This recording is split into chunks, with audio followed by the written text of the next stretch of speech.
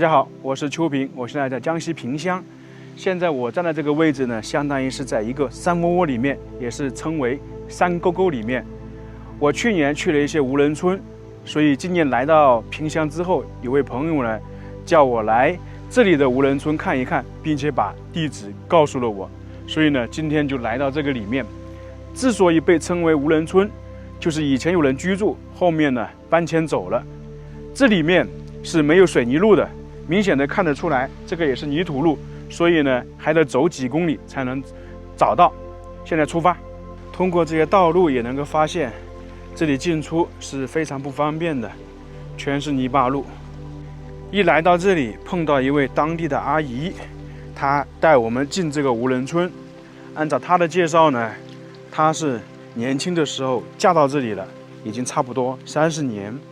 按照她向我们介绍，我们等一下去探索的无人村，大概是10年前，村里面的人呢全部搬出来了，搬到外面重新建房子。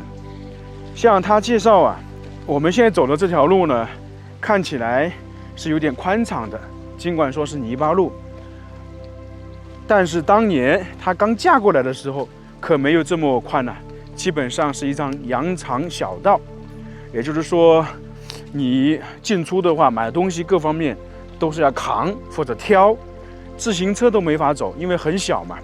那么后面大概全村的人觉得这样不方便，故而呢就组织大家在这个山里面开凿了一条这样的人工泥土马路出来，稍微方便了一点点，但是仍然是没有水泥路的。他向我们介绍，当年是一个小姑娘嫁到这里，现在30年过去了，这个地方呢变化仍然不大，这里面比较安静，空气好，但是其他的生活是极其不方便的。过了这个弯口，基本上就到了无人村。走了差不多1公里，发现一个小房子，那在里面一点呢就是无人村，已经可以若隐若现的看到房屋了。在远处100-200米有很多房子依山而建，那些呢就是几十年前当地村民建设的房子。我们可以看到那边的房子呢，有砖木结构的，也有那种夯土墙的。那下方这些呢都是一些田地，就是当地的村民啊在这里种植水稻或者玉米这些。那现在呢，因为是春天，还没有开垦，不过看痕迹的话，应该是已经荒掉了。因为如果去年种植的东西，田地不像这个样子。像这些房子看到的，一般呢都是在村口，基本上是牲畜。假如说放了牛，就关在这个地方。走到这里呢，发现环境还是不错的。那这些无人村荒废了之后，到现在起到什么作用？那么很多人就会在这里养鸡、养鸭、养牛等等，因为要不然就太可惜了，因为比较空旷嘛。我刚才碰到的那位阿姨也是如此，她在这里养了很多鸡。这些田都是梯田形式的，因为以前住在这里嘛，基本上是靠山吃山，靠水吃水。那大家要生存，那自然呢就会在这里开垦荒地。整个这个无人村有几百年的历史了。为什么？因为我在网上查资料，它这里呢有一个池塘，池塘旁边呢还有旗杆石。那么旗杆石一般是存在于明清时期。等一下呢，顺便去看看，找一找在哪个地方。在农村生活过的人，不知道有没有这种体会啊？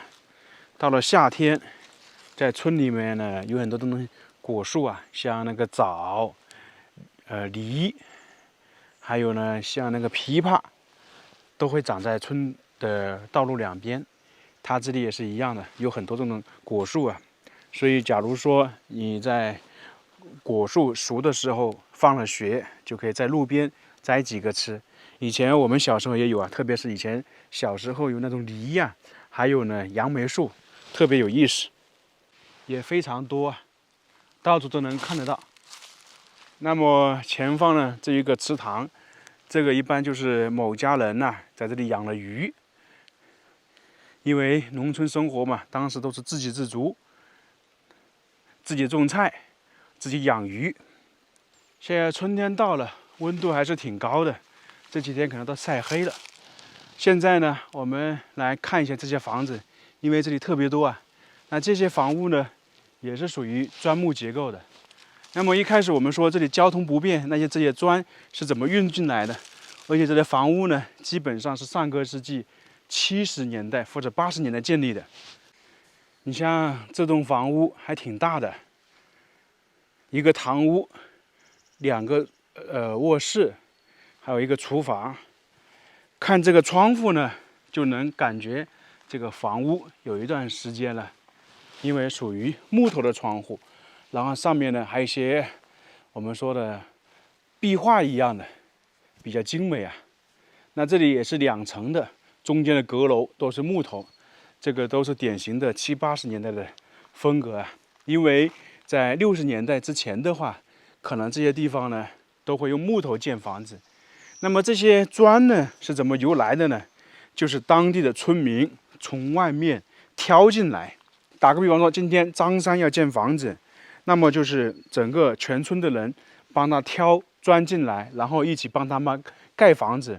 然后轮到李四呢，那张三和村里其他人也去帮他，所以呢，全村的都是互帮互助，才有这种环境，这么好的房屋。因为在70、80年代有这样的房屋，其实已经很不错了。在这个村里，现在看到这个房屋很有意思啊，全部倒塌。那这个墙纯粹的泥土，还有一些碎石头，它是叫做夯墙，就相当于夯土一样的。那么在很早之前呢，这里如果没路也没有砖，挑进来不方便，那么怎么建房子呢？就是黄泥土啊，在这里压实，就跟在西北我们看到明长城是一样的。然后里面呢是放了一些小石头，泥土放上去，这样捶打，然后慢慢建起来。您是以前是住在这里吗？现在搬到外面去了是吧？总共这个村有多少年？总共这个村就是差不多200年。这里刚刚看到还有一些人在放羊。像前方那些房屋底部呢是石头堆砌而成，上面呢也是属于刚才说的夯墙，那旁边还能看到那些黄泥土堆砌而成的房屋。那这些房屋呢，一般相对于是放杂物的。我简单的看了一下，这些房屋的面积啊，普遍都比较大。为什么呢？因为在70、80年代，可能家里的小孩相对来说会多一点，所以如果建房子的话，肯定是考虑居住嘛，所以自然而然的话，房屋多。另外一点呢，农村建房子，卧室或者堂屋面积呢，都相对来说比较大。往往呢，农村一个厨房比城市的一个卧室还大。